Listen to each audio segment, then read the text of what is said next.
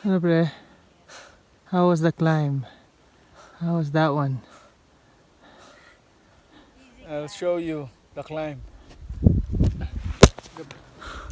See that? See? But we're almost there. Hi, good afternoon. I'm attorney Aldin Philip Lim. Right now, we're still in lockdown, and me and Ronald of Ahon, we thought to make some videos na as trail runners na ngayon downtime natin, certain videos that we can do while on lockdown.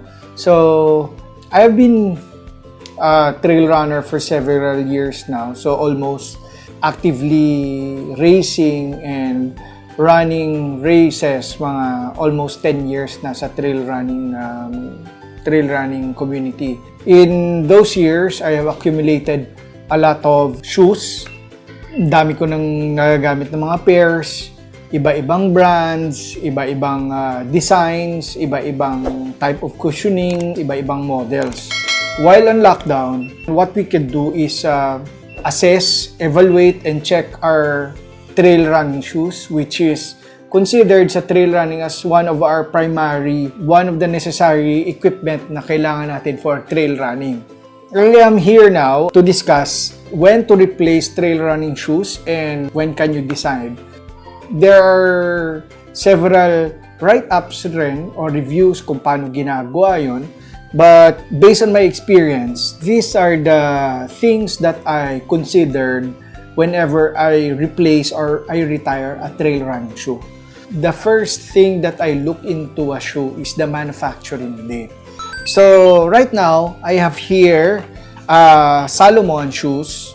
Particularly, they're the Sense Soft Ground Sense Soft Ground models from S-Lab Sense Ultra 5 Soft Ground 6 and 7. So these are my favorite go-to trail shoes, racing shoes. So I always look at the manufacturing date. Like this one, this is a Sense Ultra 5.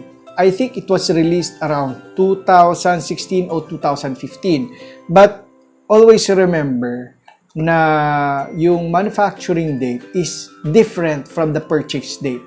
Usually, like one of the latest is Sense 7 Ultra SG. So, if you check at the inside, dito sa loob, you can see the manufacturing date. This Sense Ultra SG, is manufactured November 2018.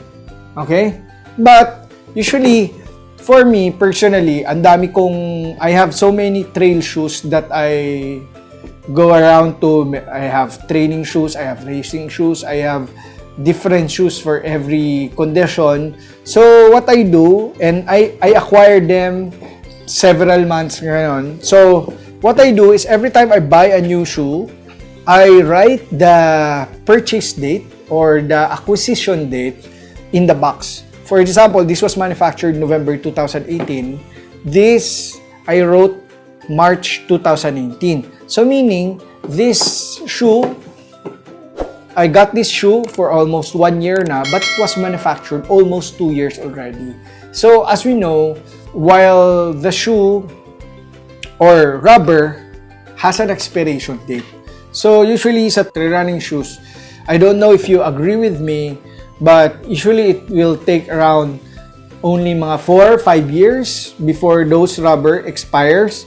Tapos, it will eventually disintegrate. It will be brittle and it will disintegrate. That's why you need to check when to replace a trail running shoe. Now, this Sense Ultra 5 SG was manufactured around, I think this was manufactured 2015. This was manufactured 2015. It's already erased, but you can see there's 1.5 at the end. So this was manufactured 2015. So presumably I got this 2016. So it's already 4 years old. So if you can see the difference sa manufacturing date. So that's one. because you could already see the difference. After manufacturing date, the second thing that I also consider when to retire a trail running shoe is, of course, mileage. Not unless you're using one or two trail running shoe and you use a logbook where every time you run, you do a trail run, you log how many kilometers you did on that shoe, then more or less, you'll know the mileage of that shoe. But most of us don't do that, especially if you have so much trail running shoes. So the gauge that you could see is, of course, the manufacturers or the brand, usually there's a recommendation of what is the maximum mileage that you can run with that shoe. Of course, you also need to consider what kind of terrain you're running with that shoe. Here, this has seen better days. So I think I have logged here around maybe 1,500, 1,800 to 1,200 kilometers already. This one maybe around 300 to 500 based on the thread. Based on the thread that, as you compare, this is more used compared to this one, and this one is relatively new. So this has around less than 100 kilometer mileage on it. So usually, kung based sa mileage, I always check. I'm a 4-foot runner. I always run my 4-foot, so you could check the tread wear.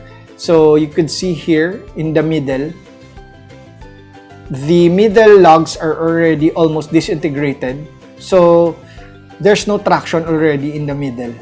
So I think this shoe is due for replacement.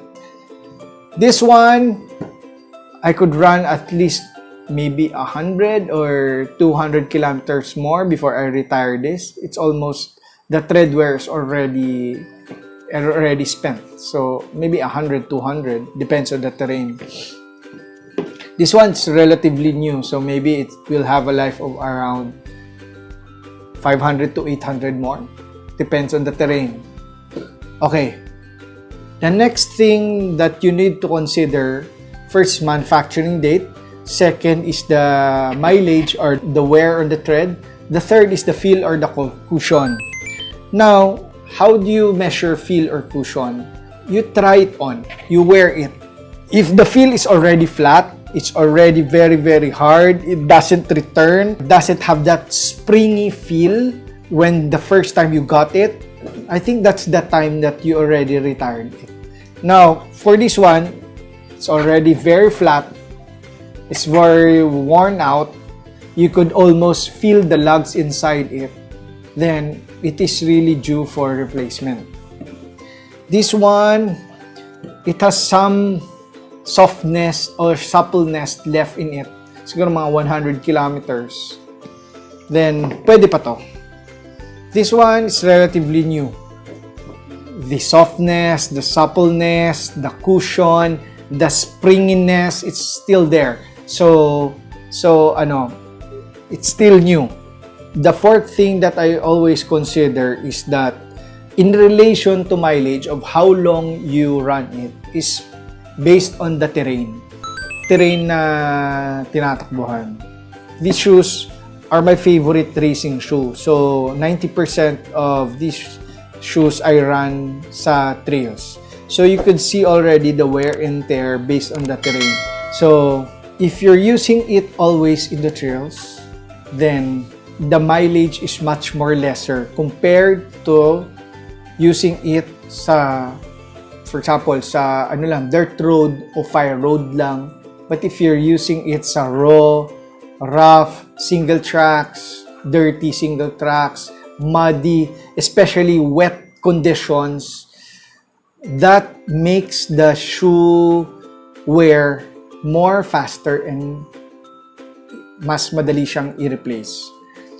Kasi the elements, especially water, gets into the shoe, especially the soles. So you could sometimes see shoes na the rubber soles and the upper usually they separate from each other. It's because of the water or the elements yan. And the sun, of course. The last is visual cues. I always check the visual cues. Like this one. You could see the upper is already torn. There's a lot of holes in it already. Even if you're wearing gaiters, but there's already holes in the shoe, so there's no sense. The dirt will still come in.